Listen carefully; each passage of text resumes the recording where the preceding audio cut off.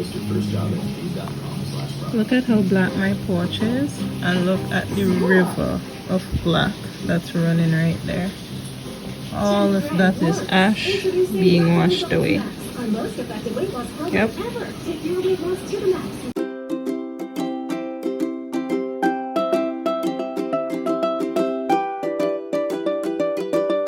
Hi guys, welcome back to my channel. If you're new here, this is a lifestyle channel, and by lifestyle I mean my lifestyle. So basically I just post about things that are important to me. Sorry about the late video, but it's been a very busy week.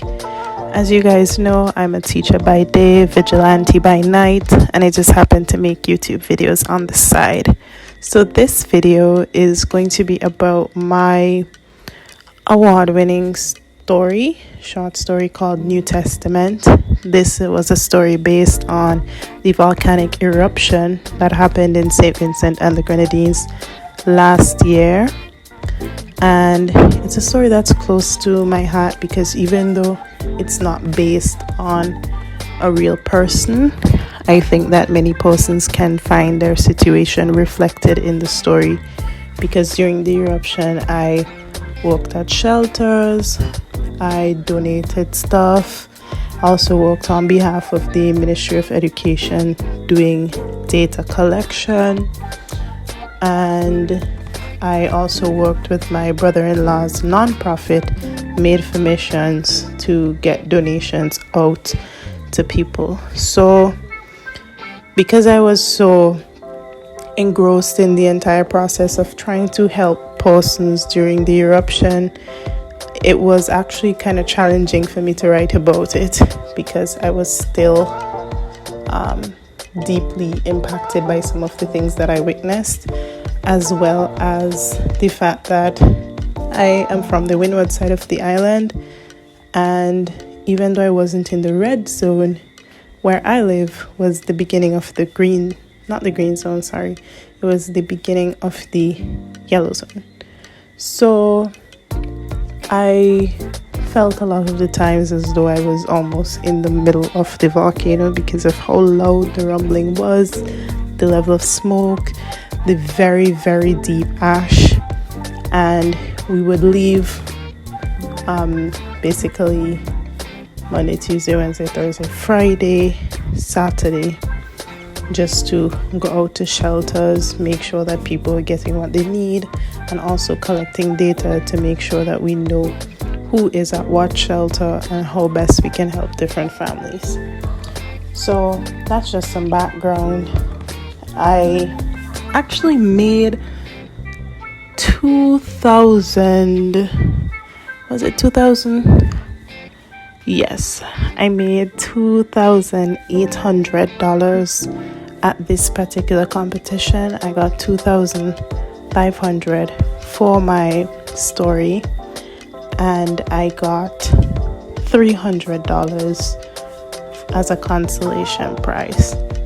So it was a pretty decent amount of money, I would say.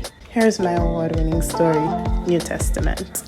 Neil Brown to read to us her short story this morning.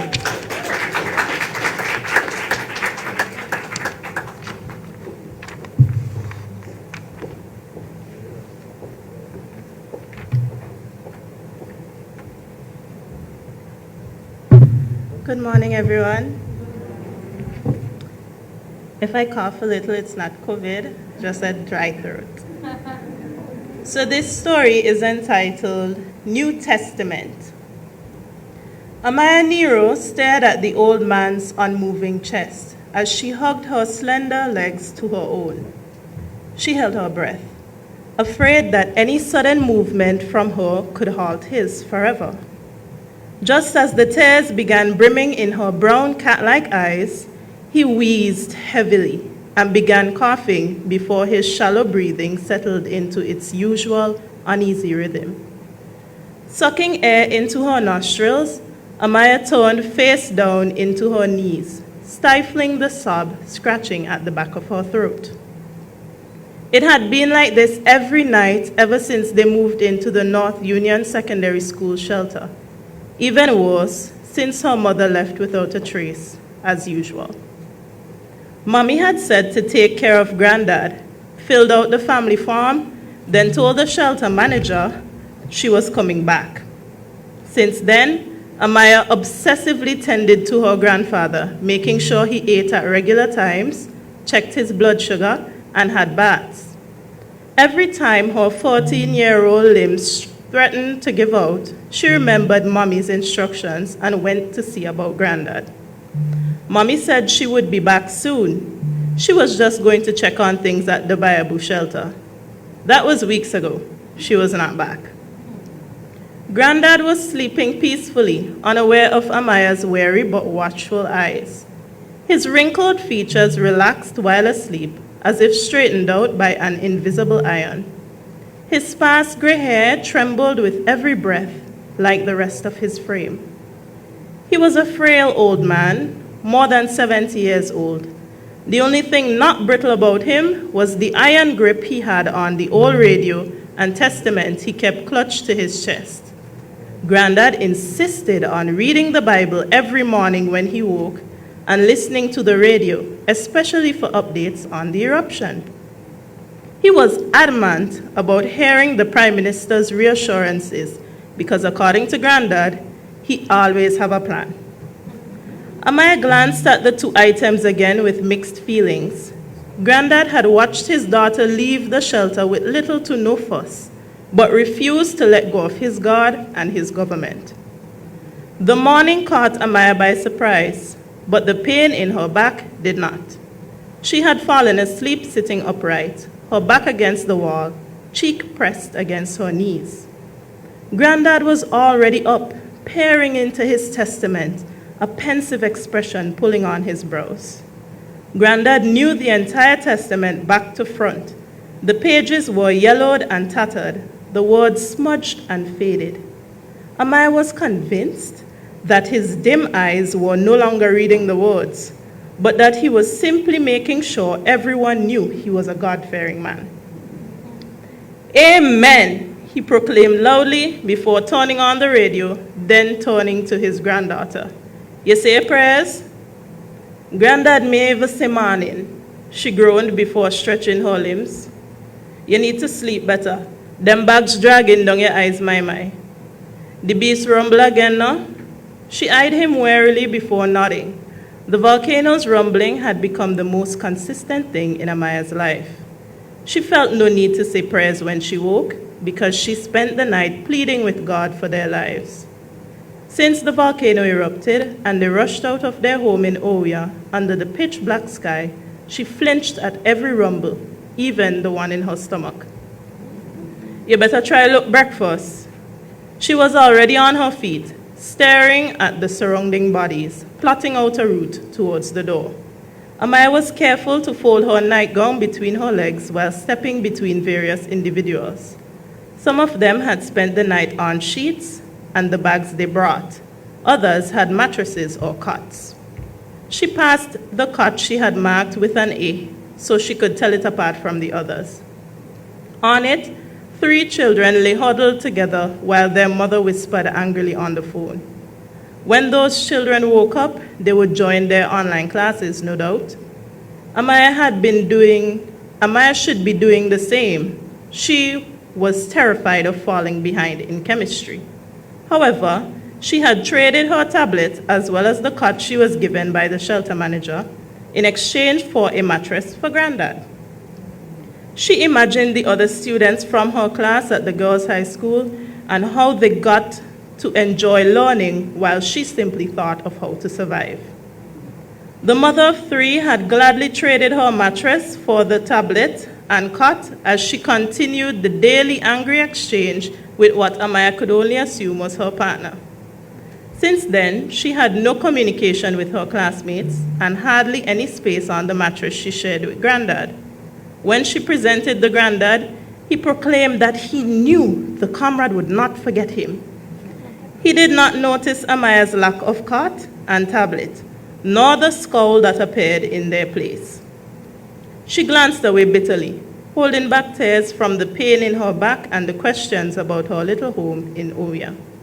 the shelter manager had a system. He would invite the head of each household to his office to discuss what supplies they needed, and they would be provided if in stock. If he didn't have them, he made a note to request donations of the items. Today was no different. In her mother's stead, Amaya represented the household as Granddad could hardly move. They had to limit requests that were not necessities to one per week, so they didn't burden the system. Amaya had considered getting something for herself, a chemistry textbook perhaps, but her heart and negligent mother's instructions possessed her to do otherwise. She promptly requested a testament. Earlier in the day, one of the persons in their room had gotten into an argument with Granddad and purposefully ripped out pages of his testament. The old man wailed in distress and seemed to grow 20 years older in just a few hours as he stayed mute in a corner for the rest of the day. Amaya, before you go, I don't know if you're up to it, but some of the adults are going to the red zone today to check on their houses. If you wanted to go, I think they'd look out for you. One look at her round face gave him his answer. Through her long, curly black hair shone eyes with fierce, undeniable determination. Pointing to the group at the gate, the shelter manager gave her a pat on the back. Inside Mr. Johnson's Toyota was cramped. There was no way COVID could be real when 4 persons from the shelter sat cramped together with an additional 2 in the front. Amaya was forced to sit on the lap of the loud-mouthed man from Dixon, who always smelled like liquor despite the shelter's rules. She didn't want to be a nuisance to the adults, so she stayed quiet when his hands found their way under her shirt and pressed against her flat stomach. That's right, The hot, stuffy air grew stagnant beneath their mask, and despite the window being turned up, dust still managed to get in. Amaya gasped in shock as she felt 2 fingers pinch her through her bra. The adults turned around to look at her. Mr. Johnson peered into the rearview mirror. She went numb with shock as she heard the repulsive drunkard say, "Drive better now, Johnson, you're scaring the girl, bay pothole." It did seem like Mr. Johnson had an affinity for potholes, but Amaya refused to let herself be scandalized by this disgusting older man. She waited silently until a particularly deep pothole and flailed wildly, her elbow hitting her assailant in his chest and the back of her head crashing against his nose. He shouted a string of curses, releasing her to clutch his nose. "Sorry, bay pothole," she muttered.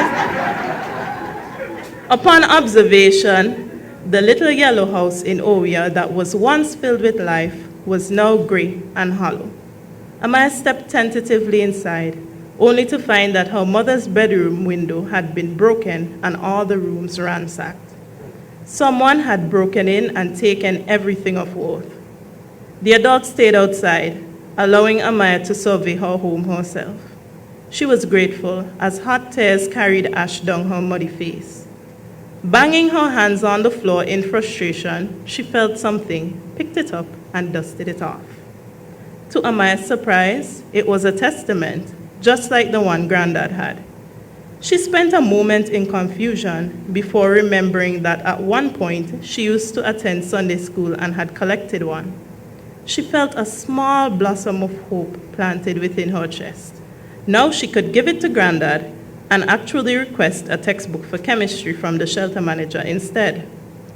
Stepping outside, Amaya spread her arms wide, pulled her mask down, and took a deep breath. The adult stared at her strangely as she replied with a grin, "In order to take a breath, you have to release the one you were holding." Well, that's it for me. That was my story, New Testament. I hope you guys enjoyed it. Honestly, guys, right. I made thousands of dollars this year on writing and editing alone. So if you're an aspiring writer, I just want to encourage you and let you know that writing is a profitable business. And it wasn't that I was writing books or publishing and selling books. I've literally just been editing and submitting to competitions. That being said, Hope that you guys have a wonderful day. Stay beautiful, stay hungry. Well, not like physically hungry, but you know, like hungry for success. And don't let nobody take you for idiot ever. Bye.